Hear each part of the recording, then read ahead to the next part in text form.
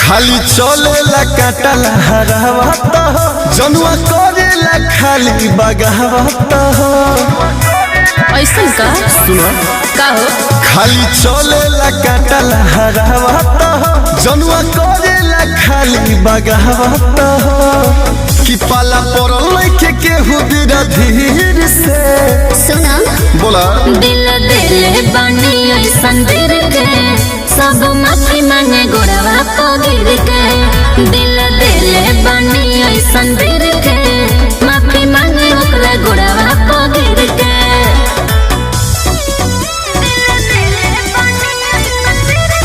Music by Arya Sharma.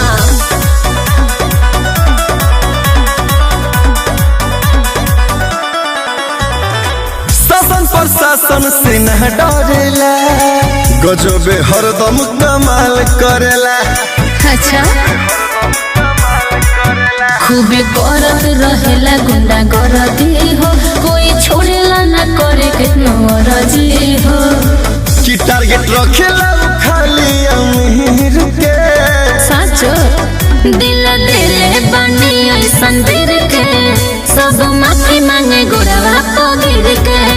दिल दिले बानी ऐसन दिल के माफी मांगे ओकरा गोड़वा को गिर के।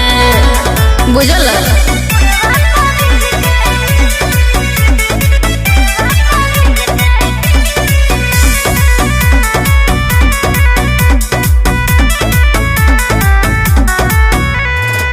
खाली करेला रंगा दहारी हो लेके घूमेला फरारी हो।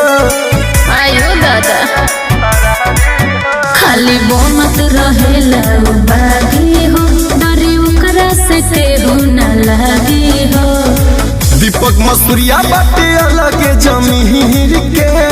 सुनो दिल दिले बानी ऐसन दिल के सब माफी मांगे गोड़वा को गिर के। दिल दिले बानी ऐसन दिल